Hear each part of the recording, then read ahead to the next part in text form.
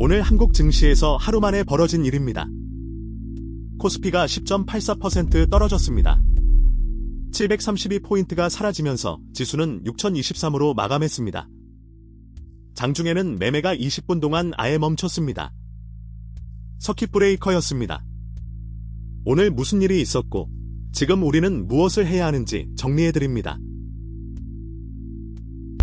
먼저 숫자부터 보겠습니다. 코스피는 6023포인트 66, 하락률 10.84%입니다. 코스닥은 705포인트 85, 7.72% 하락입니다. 장중 저점은 코스피 5992까지 내려가면서 6000선이 석 달 만에 무너지기도 했습니다. 오늘 하락률은 지난 3월 4일의 12.06% 이후 약 5달 만에 가장 큰 폭입니다.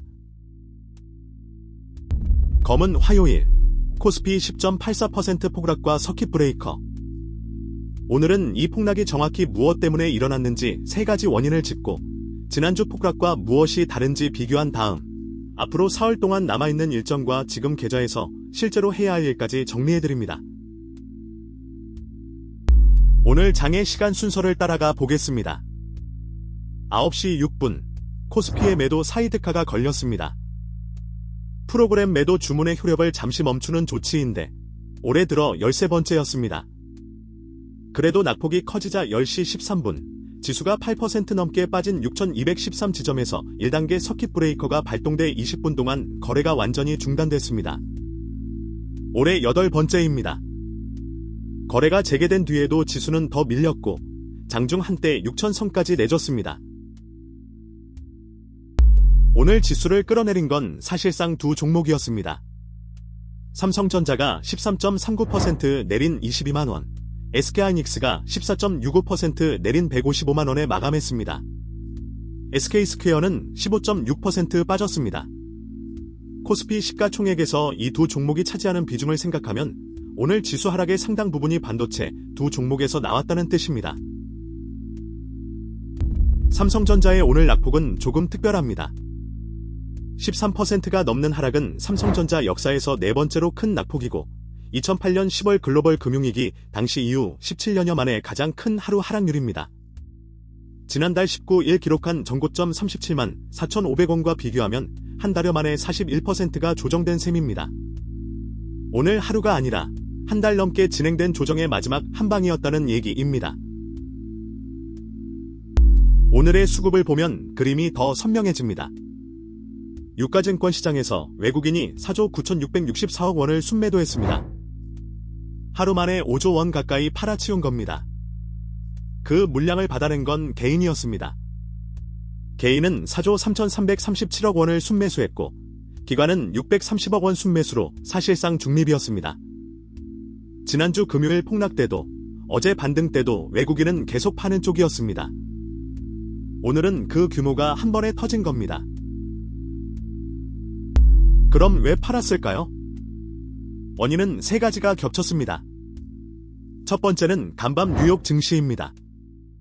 엔비디아가 4.99% 떨어진 196.51달러로 마감하면서 미국 시가총액 1위 자리를 애플에 내줬습니다. 샌디스크는 11%, 마이크론도 밀렸고 필라델피아 반도체 지수는 2.23% 하락했습니다. 국제 유가가 급락했는데도 반도체가 시장을 끌어내린 하루였습니다. 두 번째 원인이 오늘의 진짜 핵심입니다. 인공지능 투자에 대한 신뢰가 흔들렸습니다. 엔비디아가 오픈AI의 데이터 센터 임대에 최대 2,500억 달러, 우리 돈으로 360조 원이 넘는 지급 보증을 논의 중이라는 보도가 나왔습니다. 시장은 여기서 순환 거래를 떠올렸습니다. 칩을 파는 회사가 칩을 살 회사에 돈을 대준다면 그 매출은 진짜 수요일까 하는 의문입니다. 닷컴 버블 때와 닮았다는 지적까지 나오면서 위험 회피 심리가 반도체를 넘어 전 업종으로 번졌습니다. 세 번째 원인은 중국입니다.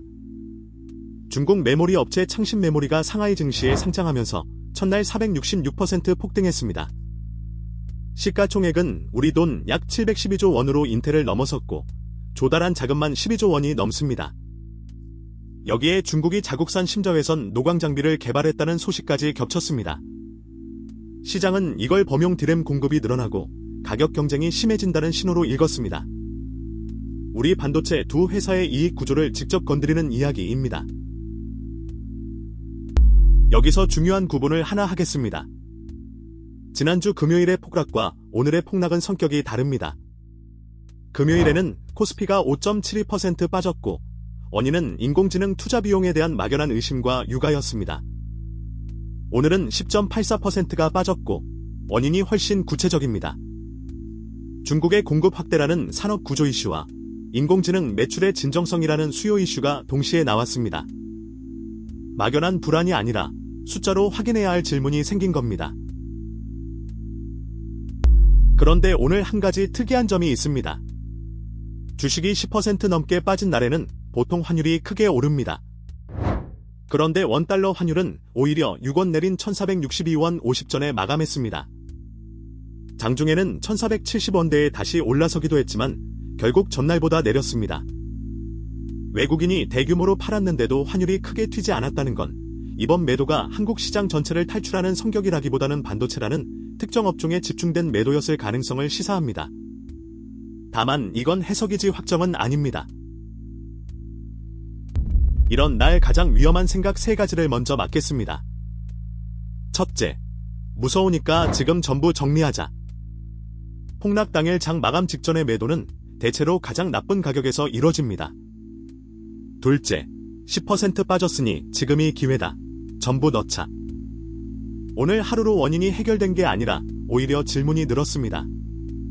셋째, 손실을 빨리 만회하려고 빚을 내서 물타기.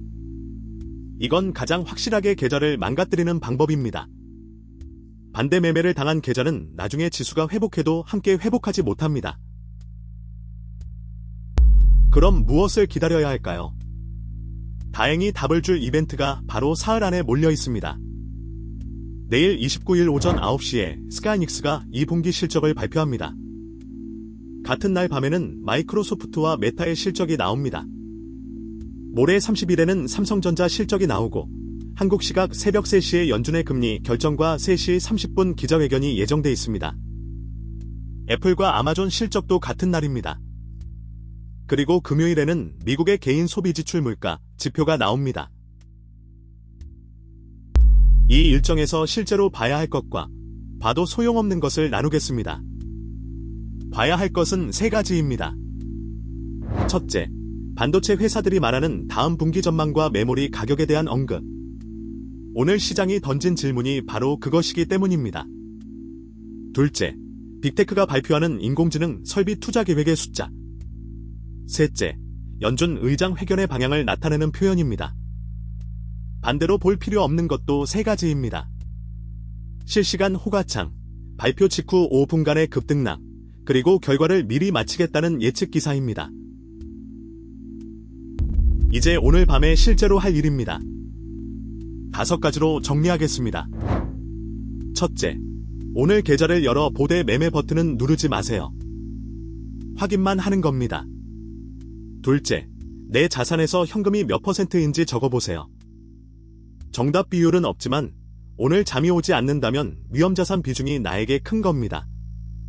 셋째, 비드로 산 자산이 있다면 그 금액부터 확인하세요. 넷째, 사고팔 기준을 지금 미리 적어두세요.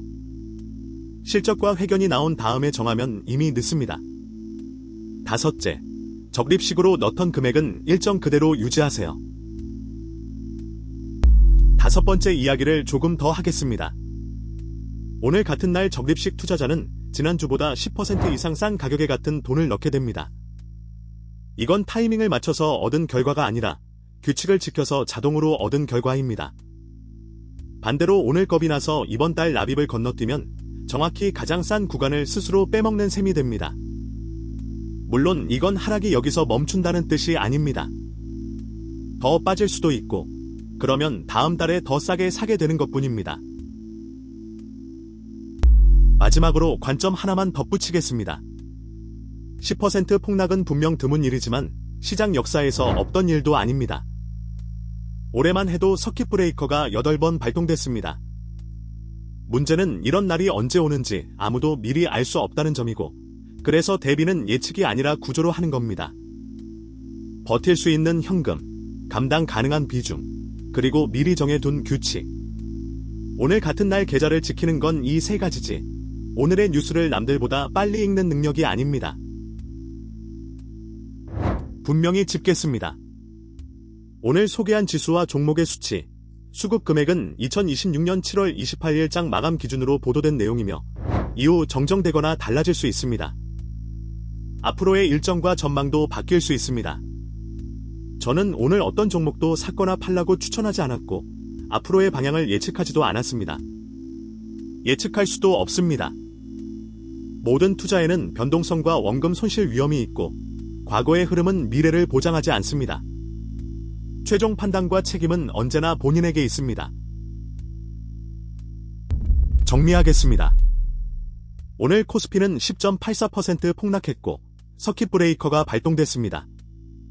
원인은 간밤 미국 반도체주 급락, 인공지능 순환거래 논란, 그리고 중국 메모리의 공급 확대 우려, 이렇게 세 가지가 겹친 결과입니다. 외국인은 5조 원 가까이 팔았고 개인이 그 물량을 받았습니다. 답은 사흘 안에 나옵니다. 실적과 연준입니다. 그때까지 우리가 할 일은 마치는 게 아니라 정해두는 겁니다.